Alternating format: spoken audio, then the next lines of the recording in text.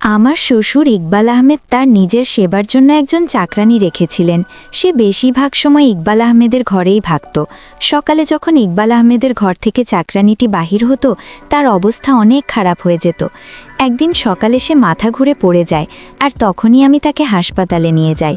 Doctor তাকে check up করার পর পুলিশকে খবর দেন, আর আমার শাশুড়ি নাজমা আক্তারকে গ্রেফতার করিয়ে দেন।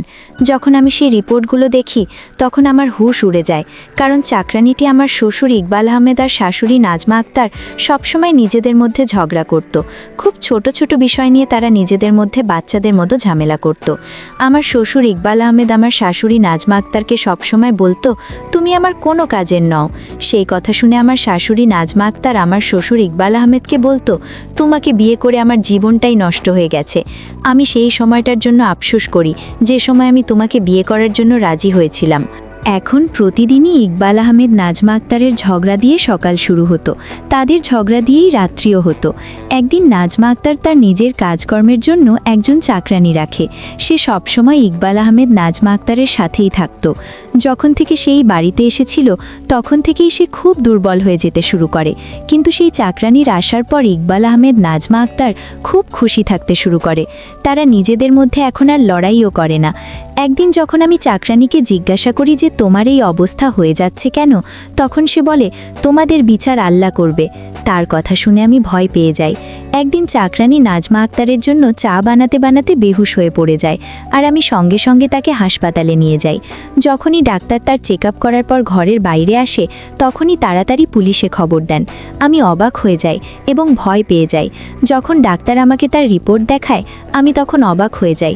আমার মাথায় তখন আকাশ ভেঙে পড়ে, কারণ সে 3.5 মাস ধরে। আমার নাম আনিকা রহমান অনি। আমি বাংলাদেশের সিরাজগঞ্জে থাকি। আমরা 3 ভাই বোন। আমার বাবা রফিক উদ্দিন নিজের এলাকার মধ্যে একটা ক্লিনিক চালান, আর আমার মা সেলিনা আক্তার স্কুলে চাকরি করে। আমরা নিজেদের পরিবারে অনেক সুখে ছিলাম। মা সেলিনা আক্তার সবসময় চাইতেন তার ছেলের জন্য সে একটা সুন্দরী বউ নিয়ে আসবে, কিন্তু আমার বাবা রফিক উদ্দিন বলতেন, আগে মেয়ের বিয়ে দিয়ে দেওয়া উচিত। ছেলের বিয়ে তো যখন খুশি হয়ে যাবে, কিন্তু মেয়েদের বয়স বেশি হয়ে গেলে তাদের জন্য কোনো ভালো সম্বন্ধ আর খুঁজে পাওয়া যাবে না। আমি আমার ভাইদের থেকে অনেক ছোট ছিলাম। আমি এখনও পড়াশোনা করতে চাইতাম। আমার দাদি আয়েশা বেগম এবং বাকি পরিবারের লোকজন চাইতো যাতে খুব তাড়াতাড়ি আমার বিয়ে হয়ে যায়। এমন নয় যে আমি তাদের ওপর অনেক বোঝা হয়ে গিয়েছিলাম। আসলে তারা আমাকে অনেক বেশি ভালোবাসত। আমার নিজের ভাগ্যের ওপর পুরোপুরি ভরসা ছিল, কিন্তু আমি এখনই বিয়ে করতে চাইতাম না। আমরা মধ্যবিত্ত পরিবারের মানুষ হলেও আমরা নিজেদের মধ্যে অনেক খুশি ছিলাম। যখনই আমার পরীক্ষা শেষ হলো, আমার দাদি আয়েশা বেগম আমার হাতে ঝাড়ু ধরিয়ে দিয়ে বললেন, এখন থেকে বাড়ির কাজকর্ম করা শুরু করে দাও। শ্বশুর বাড়িতে গিয়ে এই সমস্ত কাজই তো তোমাকে করতে হবে। মা সেলিনা আক্তার তো স্কুলে চলে যেতেন, আর দাদি আয়েশা বেগম আমাকে দিয়ে বাড়ির সব কাজ করাতেন। বেশিরভাগ সময় আমাকে দিয়ে রান্না করাতেন। আমার আর দাদি আয়েশা বেগমের সম্পর্ক অনেকটা চোর পুলিশের মতো হয়ে গিয়েছিল। দাদি আয়েশা বেগম আমার কাজে ফাঁকি দেওয়ার গল্প বাকিদের শোনাতেন, আর আমি সেই সমস্ত কথা শুনে লজ্জিত হয়ে যেতাম। এখন আমার জন্য অনেক বিয়ের সম্বন্ধ আসতে শুরু করেছিল। মা সেলিনা আক্তার যখন বলেন যে তার এক বন্ধুর ছেলের জন্য সে বৌমা খুঁজছে, আর তারা তাদের ছেলের জন্য আমাকে দেখতে আমাদের বাড়িতে আসে, তখন বাবা রফিক উদ্দিন বলেন, ঠিক আছে। যখন তারা আমাকে দেখতে আমাদের বাড়িতে আসে, তখন সেই ছেলেটাকে আমার দাদি আয়েশা বেগমের অনেক বেশি পছন্দ হয়, আর তাই তড়িঘড়ি করে আমার বিয়ে দিয়ে দেওয়া হয়। বাবা মায়ের কাছে থেকে আলাদা হয়ে যাওয়াটা খুব সহজ কাজ নয়। একটা মহিলা সারা জীবন অনেক পরীক্ষার মধ্যে দিয়ে যায়। বিয়ের সময় আমার দাদি আয়েশা বেগম আমাকে অনেক বুঝিয়েছিলেন, একজন বুদ্ধিমতী মহিলা এই সংসারকে স্বর্গ বানিয়ে দিতে পারে। মহিলার মধ্যে সহনশক্তি এবং আদব কায়দা হওয়াটা খুব জরুরি, তবেই সংসার এবং ঘর সুখের হয়। আর সবথেকে প্রয়োজনীয় কথা হলো নিজের বরের মন জয় করে চলা। আমার বর আরিফ হোসেন খুব বুদ্ধিমান মানুষ ছিল। সে শায়েরি এবং গান ভীষণ পছন্দ করত। আমি তাকে অনেকবার তার পছন্দের কথা জিজ্ঞাসা করলে সে বলতো, আমার বউ বুদ্ধিমতী হবে, আর আমি যেমন চাইব সে সেইভাবে চলবে। কিন্তু আমি একদমই তার মনের মতো ছিলাম না। আমি শায়েরি ও গান কোনোটাই পছন্দ করতাম না। আমার নতুন বিয়ে হয়েছে, তাই সেই পরিবেশে মানিয়ে নিতেও আমার অনেক বেশি সময় লাগছিল। আমার শাশুড়ির বাড়ির লোকজন অনেক ভালো ছিল। আমার শাশুড়ি নাজমা আক্তার সবসময় নিজের কাজ করতেন, আমাকেও খুব একটা বিরক্ত করতেন না এবং আমাকে আমার নিজের কোনো কাজ করা থেকে আটকাতেন না। আমার যা ইচ্ছে হতো আমি সেই কাজই করতে পারতাম।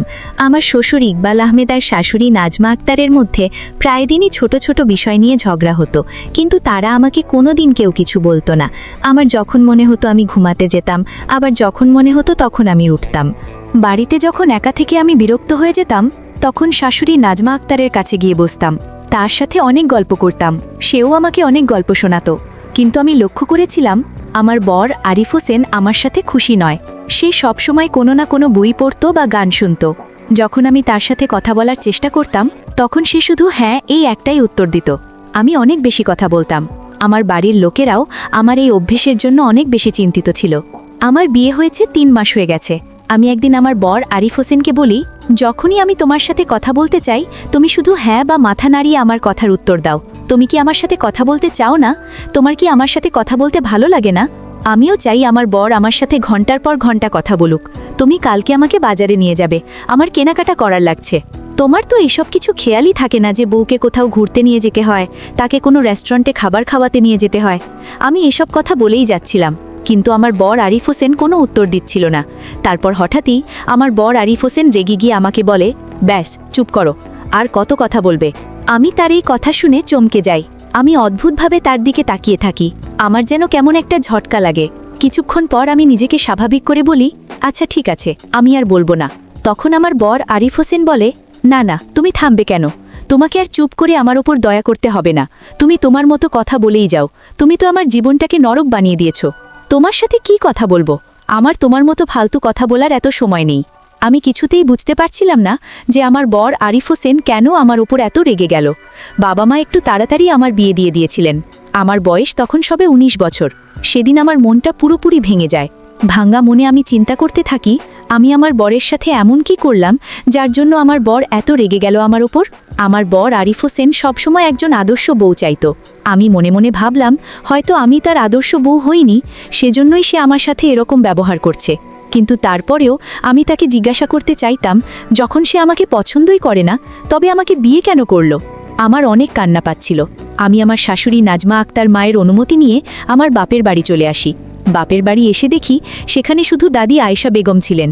আমি তার গলা জড়িয়ে ধরে অনেক কান্না করতে থাকি। আমি তাকে সব ঘটনা বলে দিই। সে কিছুক্ষণ চুপচাপ থেকে আমার সব ঘটনা মন দিয়ে শুনে আমাকে বলে, দেখো, সংসার তৈরি করা এত সোজা কাজ নয়। তার থেকেও মুশকিল কাজ হলো নিজের বরের মনে নিজের জন্য জায়গা তৈরি করা। এটা নয় যে সে কোনো মেয়েকে পছন্দ করে, হতে পারে সে চায় যে তার বউ তার মতো হোক, তাকে বোঝুক, তার সব কথা শুনে চলুক। তুমি তার মন জেতার চেষ্টা করো, তাকে বোঝার চেষ্টা করো, তারপর দেখবে তোমার বর তোমার পিছনে পিছনে ঘুরছে। দাদি আয়েশা বেগমের সব কথা আমি বুঝতে পেরে গিয়েছিলাম। সেই জন্য পরের দিন আমি আবার নিজের শ্বশুরবাড়িতে ফিরে আসি। শ্বশুরবাড়িতে ফিরে এসে দাদি আয়েশা বেগমের বলা কথার মতো আমি সমস্ত কাজ করা শুরু করে দেই। কিন্তু যখনই আমার বর আরিফ হোসেনের বলা কথাগুলো আমার মনে পড়তো, আমার চোখে জল চলে আসতো। বাড়ি ফিরে আমার শাশুড়ি নাজমা আক্তারের সাথে দেখা করার জন্য যখন আমি নাজমা আক্তার মায়ের ঘরে যাই, সেখানে গিয়ে দেখি আমার বর আরিফ হোসেন সেখানে বসে আছে আর তার মাকে বলছে, মা, আনিকা শুধু বিয়ে পাস, সে কিছুই জানে না, সে কোনো আদব কায়দাও ঠিক করে জানে না। তুমি এত কম বয়সের একটা মেয়েকে কেন আমার গলায় ঝুলিয়ে দিলে? আমি তোমার ছেলে। আমি ভেবেছিলাম যে তুমি আমার পছন্দের কথা মাথায় রাখবে, আমার পছন্দ মতো আমার জন্য একটা মেয়ে খুঁজে বের করবে, কিন্তু তুমি তো আমার পছন্দের কোনো খেয়ালই দাওনি। এই কথাগুলো বলে আমার বর আরিফ হোসেন নিজের কথা অসমাপ্ত রেখে দেয়। আমার শাশুড়ি নাজমা আক্তার বলে, তুমি তো আমাকে ভয় পাইয়ে দিয়েছিলে। আমি তো ভেবেছিলাম তুমি আমাকে আরও অন্য কিছু বলবে। হয়তো আসলে আনিকার মা সেলিনা আক্তার আমার অনেক উপকার করেছে, যেই উপকারের ঋণ আমি কখনোই শোধ করতে পারবো না। যদিও আনিকা কম শিক্ষিতা হয় তো কি হয়েছে, তুমি তাকে আরও বেশি পড়িয়ে নাও, তাকে সময় দাও, তাকে বোঝো। তার এখন বয়স কম, তুমি যেভাবে বলবে সে সেইভাবে চলবে। আর শুধু পড়াশোনা দিয়ে সংসার চলে না, সংসার চালানোর জন্য বাড়ির বউকে বুদ্ধিমতী হতে হয়। সমস্ত সম্পর্ককে ঠিকঠাক আঁকড়ে ধরে রাখতে জানতে হয়, বড়দের সম্মান করতে জানতে হয়। তুমি তার সমস্ত ভুলগুলো ছেড়ে দিয়ে তার ভালোটা খোঁজার চেষ্টা করো, তাকে ভালোবাসো, তার ভালো গুণ খুঁজে বের করার চেষ্টা করো। আমার বর আরিফ হোসেন তার মায়ের এই সমস্ত কথা মাথা নিচু করে চুপচাপ বসে শুনছিল। আর আমার শাশুড়ি নাজমা আক্তারের এই সমস্ত কথা শুনে তার প্রতি সম্মান আমার আরও বেড়ে যায়। আমার শাশুড়ি নাজমা আক্তার অনেক ভালো মহিলা ছিল। আমার মা সেলিনা আক্তার সবসময় বলতেন, তোমার শাশুড়ি খুব ভালো মানুষ, সে তোমার সাথে কোনো ভুল কাজ হতে দেবেই না। তার নিজের সাথেই অন্যায় হয়েছে, সে একজন ভেঙে যাওয়া মানুষ। তুমি সেই মানুষটাকে যত বেশি ভালোবাসবে, সে তোমাকে তার দ্বিগুণ ভালোবাসা ফিরিয়ে দেবে। না জানি শাশুড়ি কোন উপকারের কথা বলছিলেন। যাই হোক, এখন আমার বর আরিফ হোসেনের ব্যবহারে অনেক বদল এসেছে।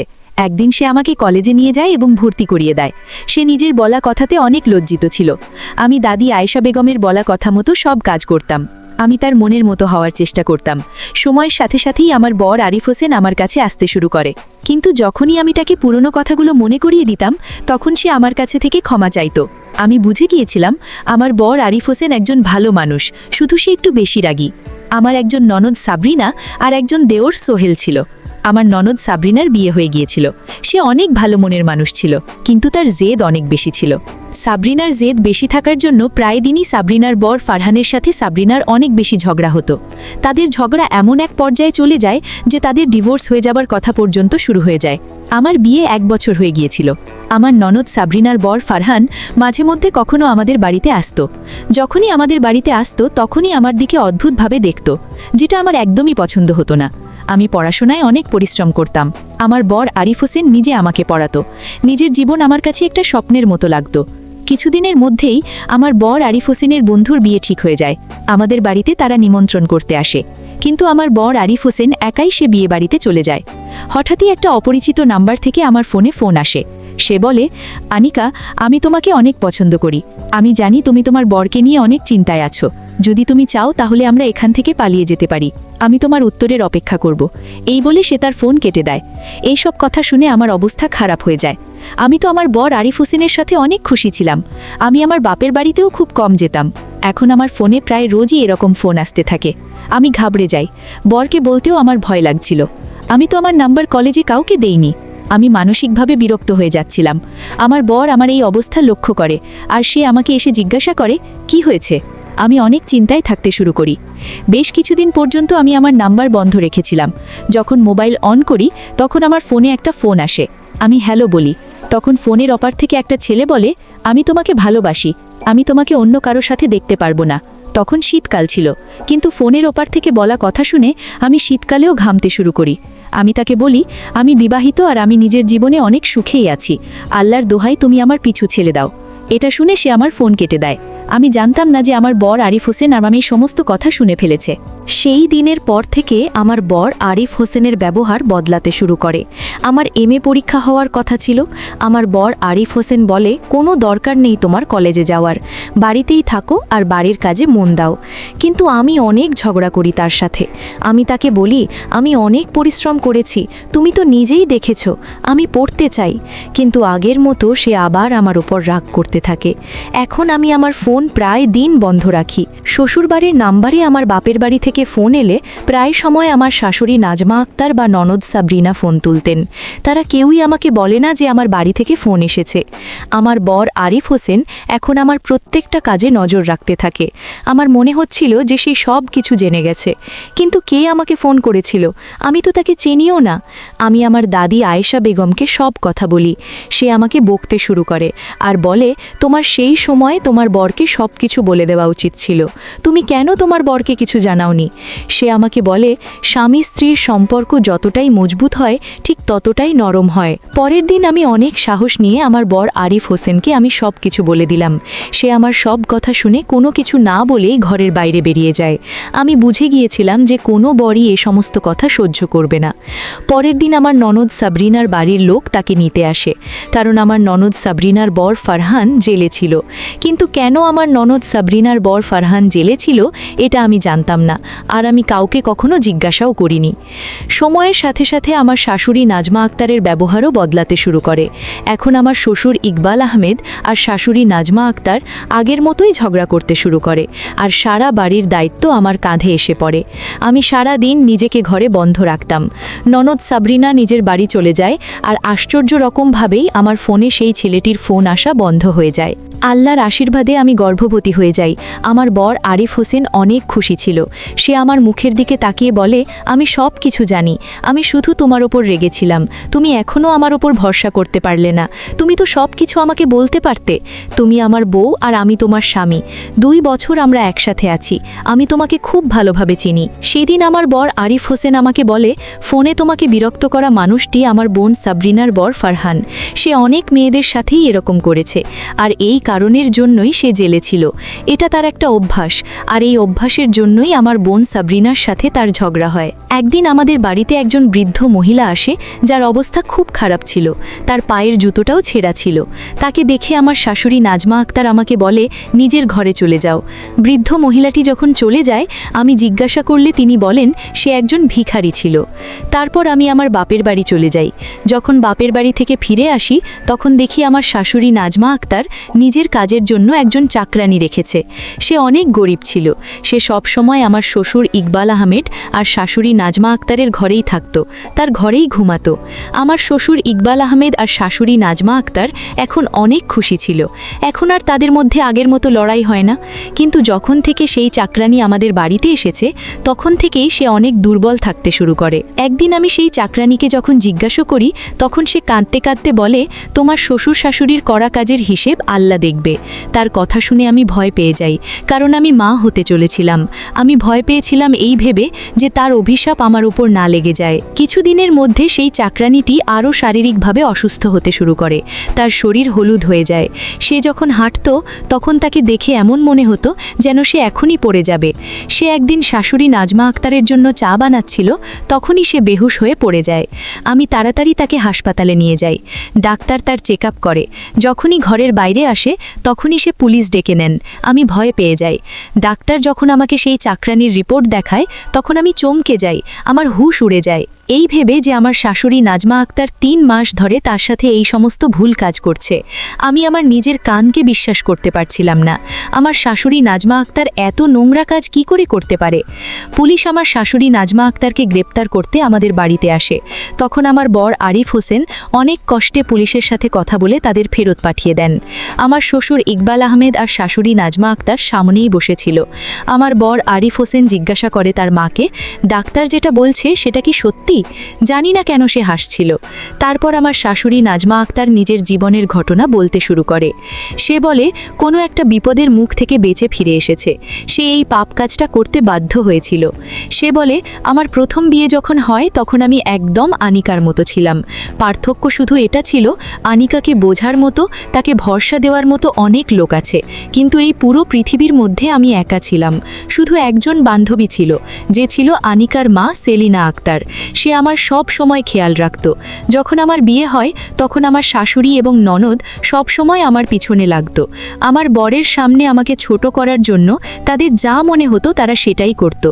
যতই সময় যেতে লাগে, ততই আমার বর আমার শাশুড়ি আর আমার ননদের কথা শুনতে শুরু করে। যখনই আমার বরের জন্য আমি তৈরি হতাম, তখনই আমার ননদ আমার কাপড়টা নষ্ট করে দিত। কখনো তাতে জল ফেলে দিত, কখনো সেটা নষ্ট করে দিত, আবার কখনো কখনো আমার তৈরি করা ডালের মধ্যে লঙ্কার গুঁড়ো মিশিয়ে দিত। বন্ধুরা, ভিডিওর মাঝখানে একটা কথা বলতে চাই। আমি তোমাদের সর্বদা হাসি খুশি রাখার জন্য খুব কষ্ট করে ভিডিও বানাই, তাই তোমাদের কাছে অনুরোধ থাকবে, অবশ্যই ভিডিওটি দেখে একটি লাইক করবেন এবং SMAGK চ্যানেলটি সাবস্ক্রাইব করে পাশে থাকবেন। তো যখন আমি এই সমস্ত কথা নিজের স্বামীকে বলতাম, তখন সে আমার কথাই কোনো বিশ্বাসই করত না। আমার বর কোনো একটা তাবিজের বশীভূত ছিল। আমার বর সব সময় উদাস হয়ে থাকত। নিজের শাশুড়ি এবং ননদের করা অত্যাচারের কারণে আমি শারীরিকভাবে দুর্বল হতে শুরু করি, আর আমার প্রথম বাচ্চাটাই নষ্ট হয়ে যায়। সব মায়েরাই তাদের নিজের প্রথম বাচ্চাকে অনেক বেশি ভালোবাসে। আমার বাচ্চাটাকে আমার ননদ আর আমার শাশুড়ি মিলে মেরে ফেলল। যখন আমি আমার বরকে সব কিছু বললাম, তখন সেও আমাকে অনেক মারল আর বলল আমি তার মা আর বোনের উপর দোষারোপ করছি। এটাও বলল যে আমাকে দেখার মতো, বোঝার মতো এই পৃথিবীতে কেউই ছিল না। আমার সামনে দাঁড়িয়ে সবাই হাসছিল, আমার কেউ ছিল না। কিছু বছর এইভাবেই কেটে যায়। একদিন আমার শাশুড়ি আর আমার ননদ আমাকে একটা স্টোর রুমে বন্ধ করে দেয়, আর সেখানে একজন ছেলেকে পাঠিয়ে দেয়। সেই সময় আমার বর বাড়ি চলে আসে। আমি আবারও গর্ভবতী হয়ে গেছিলাম। আমার বর আমার বাচ্চার দায় অস্বীকার করে আমাকে গাড়ি থেকে ধাক্কা দিয়ে ফেলে দেয়।